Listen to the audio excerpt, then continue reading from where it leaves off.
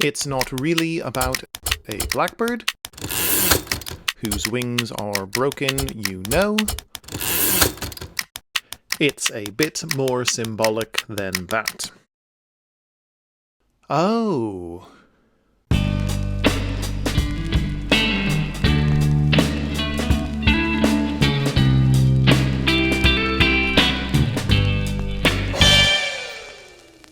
In the summer of 1963, three different strands of history were about to become intertwined. The folk revival, which had been an underground movement for years, suddenly exploded into popular culture. Bob Dylan released his second album, The Freewheelin' Bob Dylan, in May. While his first album was full of covers, this was a declaration of musical independence. Everywhere, young people were picking up acoustic guitars and learning Blowin' in the Wind. Before she sleeps in the sand.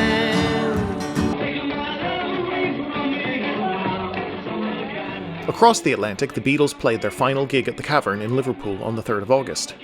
They'd simply outgrown their local club and their hometown. Having spent the start of the decade playing endless nights in Hamburg's red light district, as well as Liverpool's most famous club, they were ready to conquer the world. I have a dream that my 4 little children will one day live in a nation where they will not be judged by the color of their skin, but by the content of their character. I have a dream today. 3 weeks later, the American Civil Rights Movement reached a crescendo with the March on Washington and Martin Luther King Jr.'s famous I Have a Dream speech. 1963 was a year that began with huge optimism and ended with the assassination of John F. Kennedy on the 22nd of November.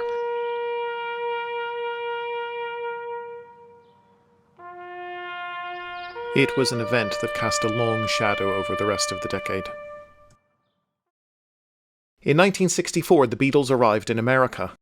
Having spent their teenage years drinking up everything they could from American musical culture, they were now the group everyone else looked to for inspiration and the band everyone wanted to book. As their tour moved from the Northeast to the segregated South, they discovered that they would be playing to a segregated audience in Florida. They refused. It was a brave signal that when in Rome they were not going to do as the Romans did. It was also a signal of their cultural power that southern venues all caved. The Beatles demanded that a line be added to their contract that they would not play to segregated audiences. And touring the South, still deeply scarred by the rewriting of racial and social history, they never once played to a segregated audience. The folk revival, the Beatles, civil rights. In 1968, these three strands wove themselves together into a song called Blackbird. It was a song that owed its simple musical soul to the folk revival. It owed its lyrics to the struggles of black Americans. And it owed its unique voice to Paul McCartney, who, when he was a teenager, dreamed of being able to play Johann Sebastian Bach's Bourrée in E minor. It was because me and George used to sit around learning all the basic rock and roll chords. But there was one little thing we used to do, which was a sort of semi-classical thing. It was like a little show-off piece we had. Well, it was actually classical, but we made it semi. We didn't quite know it, you know, but it was a thing by Bach, and it went like this.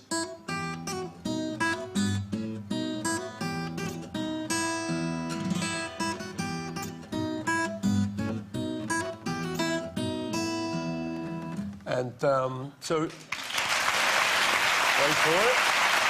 So, but it actually goes but we didn't know that second half. And that was a bit we went wrong. But I always liked this little. So years later, I then adapted it into the song Blackbird.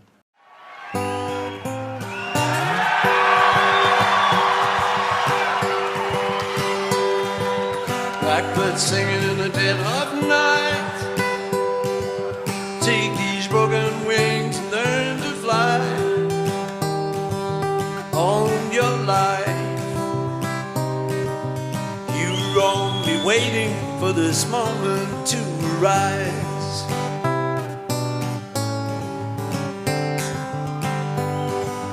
Blackbird singing in the dead of night. Take these sunken eyes and learn to see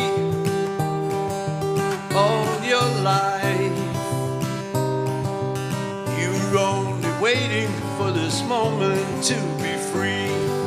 Blackbird fly, blackbird fly into the light of a dark black night.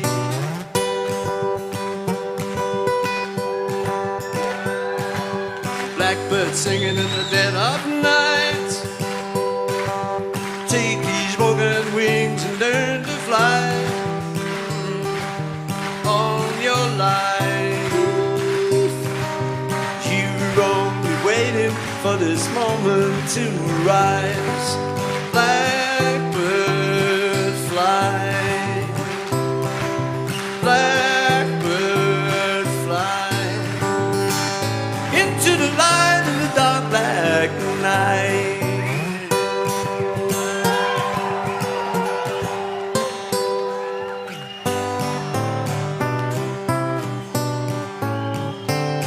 Now blackbird singing in the dead of night. Won't you take these sunken eyes and learn to see on your life? You were only waiting for this moment to be free. You were only waiting for this moment to be free. You were only waiting for this moment to be free.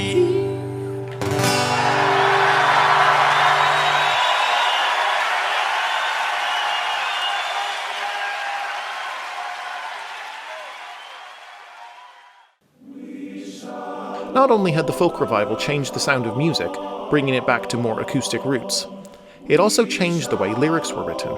Rock and roll, which had always been simple and direct, gave way to the poetic imagery of folk. Blackbird didn't change the world, but when the biggest band of all time stepped out against racism, that had an effect.